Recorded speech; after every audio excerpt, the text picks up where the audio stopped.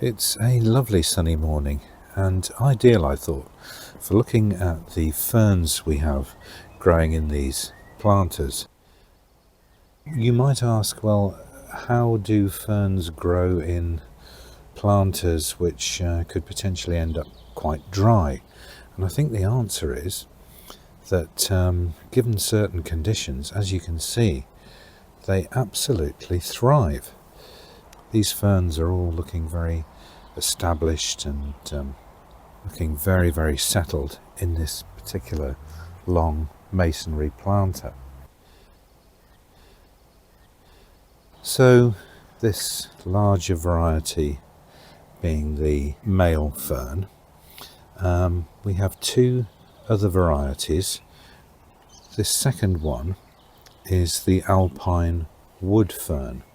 Now these two are growing side by side, and you can just see these little fronds unfurling.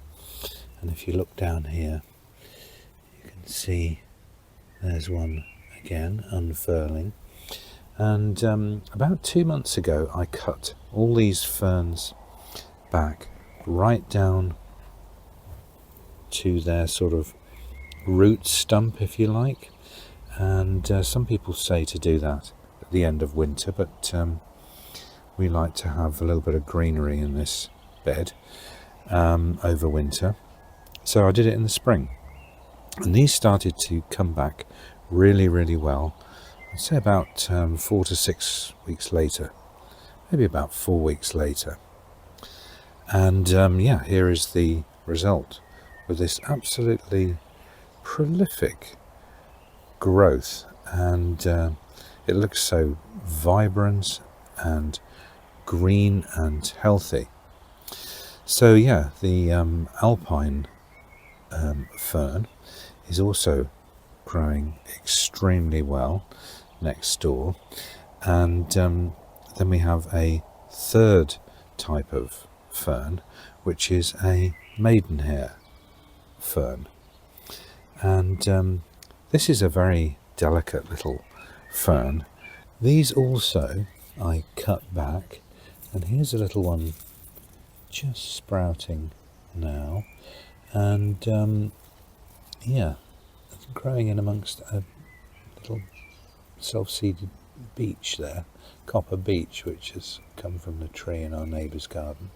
But yeah, these maidenhair ferns are very delicate, and what I've discovered about, in fact, all of these ferns is that they all require lots of watering.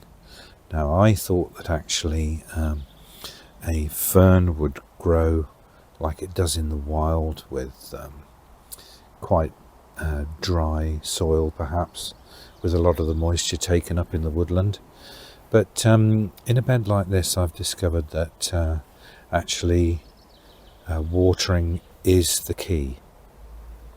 And here's another little maidenhair fern. So yeah, I think you can see that the most dominant kind is this male fern. And in hindsight, I think we could have planted these slightly different, so that the male fern would be central in between the box cones, and then these somewhat slower growing, less prolific ferns either side. But it is what it is, and they're doing okay. I have to cut these back a little bit so that they don't completely overwhelm the side here of this box. But yeah, so as I say, these are about 4 years old and doing very well. I think that for me, I'm learning each year on what works best here in this particular environment, i.e. this masonry bed, which is lined out with plastic actually onto plywood. But yeah, I think it does dry out quite quickly, so watering here is the key. And in the evenings I will water these, particularly around the base of these plants. So just looking over now on the other bed, here we have a maidenhair fern growing up very nicely. This one was cut back like the other ones and growing next door to the Alpine, and in fact both of these are doing really well with alliums in between, and these are just getting to the stage now where they're turning into these lovely round seed heads, and they will become this architectural plant where they'll dry out in the form of a seed head, as I'm sure you know, and stay like that as an architectural feature for many months, in fact all through the summer, and until they sort of fall over in the wind. That's pretty much how they'll stay.